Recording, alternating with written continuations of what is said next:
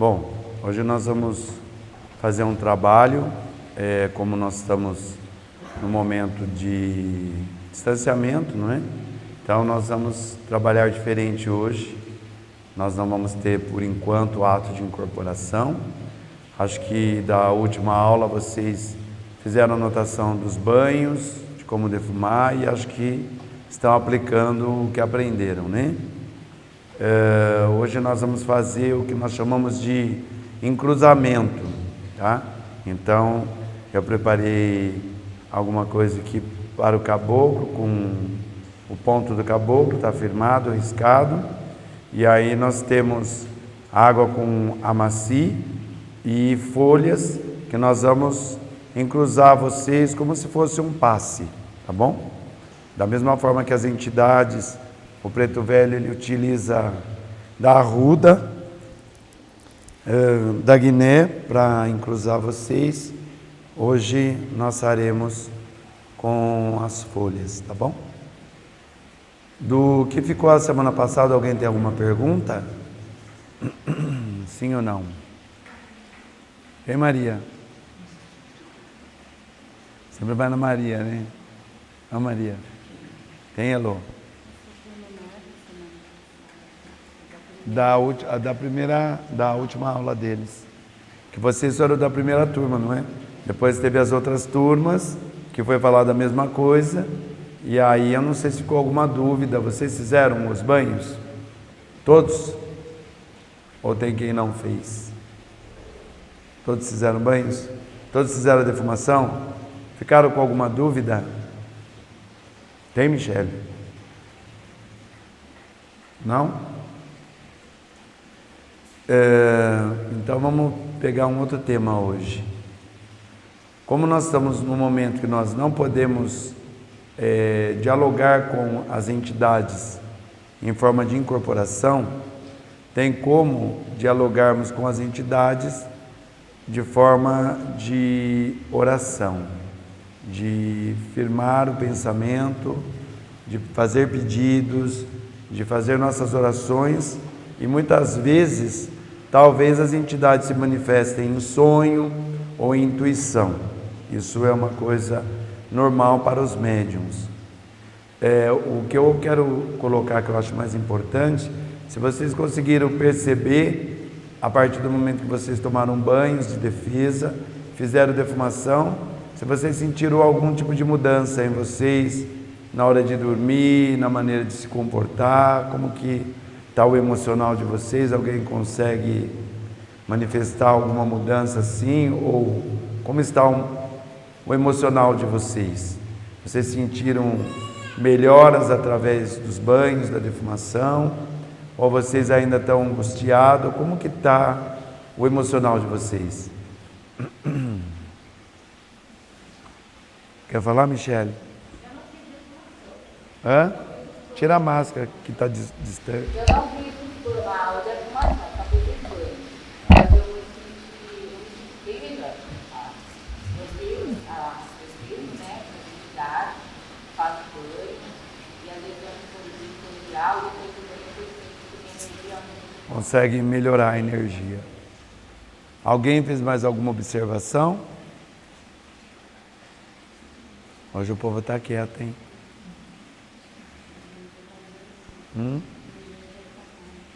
Viu, pessoal? Nós trabalhamos com uma crença que ela utiliza da energia da natureza. E nós também somos natureza.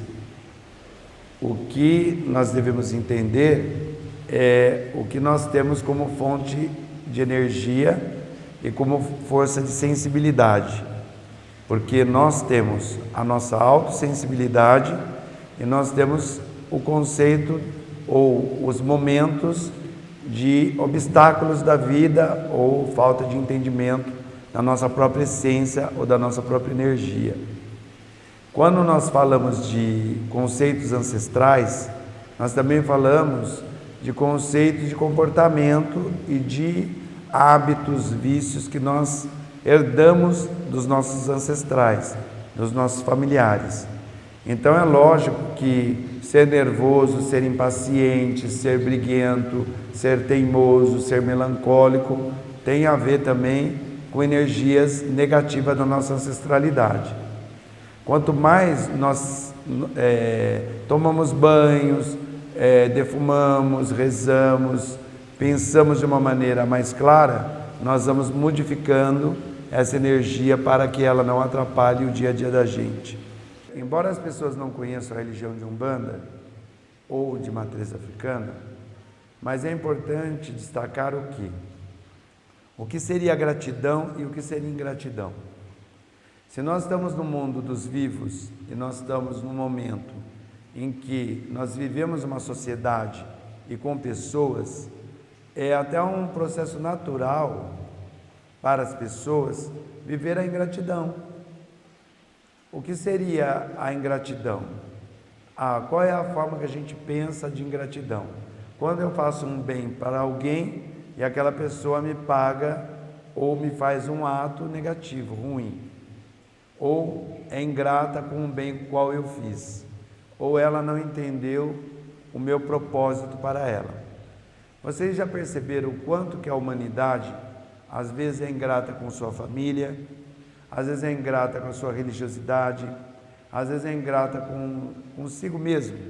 O quanto às vezes nós somos ingratos com a gente mesmo.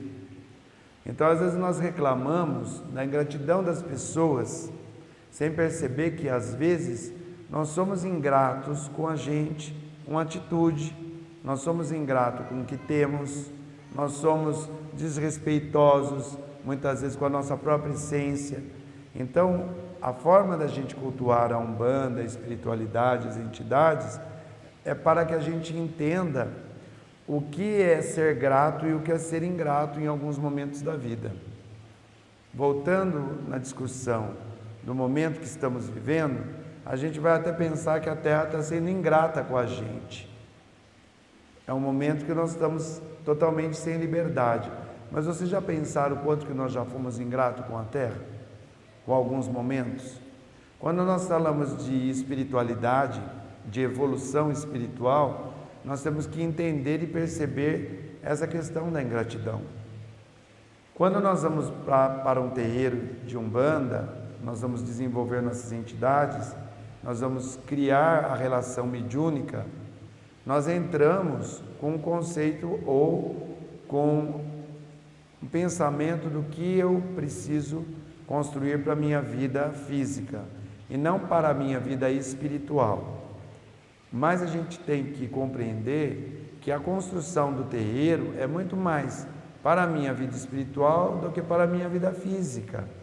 Porque a vida física eu já tenho o que eu preciso ter: braços, perna, cabeça, inteligência, corpo, espírito, vida e atitudes, ação para a minha própria vida. É óbvio que quem estudar mais, quem se dedicar mais, quem for mais grato, quem for mais aplicado, pode até demorar um período maior em conquistar as coisas, mas está praticamente certo que aquela pessoa vai conquistar. Por quê? Porque a essência da gente, a espiritualidade da gente, a Terra, nos fornece tudo o que é necessário. Até observando algumas reportagens que a gente vê por aí, falando da história de atitudes humanas, violência, cultura, estudo, direitos, prosperidade, quem tem mais, quem tem menos, conceitos políticos, a gente não percebe que o homem, ele tem o melhor chamado cabeça, que nós chamamos Ori ou Kamatue, que faz com que a gente tenha atitudes boas ou ruins, atitudes nobres, atitudes que condiz com o nosso momento de vida, que vai nos fornecer um amanhã melhor. Então, o que a Umbanda, ela ensina para os jovens? Sempre se permitir o estudo, mesmo que aqui tenha pais que não tiveram oportunidade, não tiveram direito, nós vamos olhar na história da vida, as dificuldades qual eu tive na minha vida, que eu não pude ter o direito de estudar, de me esforçar, de conquistar algumas coisas, mas a partir do momento que eu construí uma família física. A partir do momento que eu construí uma família espiritual, que eu tenho filhos que têm a história biológica, nós temos que promover para os que vêm depois de nós a melhora da terra, a melhora do caminho. Lembrando que aquele ser que nasce, ele nasce também com o lado positivo da sua ancestralidade e com o lado negativo. E aí chegamos na história da educação familiar e da educação espiritual. Se a gente for olhar as crenças, as religiões, elas estão lá para educar as pessoas, elas estão lá para contribuir com a sociedade, para ensinar a sociedade a viver de uma maneira melhor. Isso no mundo, não se diz só no Brasil. É uma pena que hoje nós temos uma sociedade totalmente carente, uma sociedade totalmente desprovida de situações ou de direitos espirituais e líderes espirituais levando para as pessoas história de bronca, de ódio, de revolta, de violência, de desrespeito, que nós já discutimos isso da outra vez. Mas hoje eu quero chegar no ponto do encruzamento, porque os caboclos, os pretos velhos, se a gente for olhar, são ancestrais da nossa terra, são cultuados no Brasil.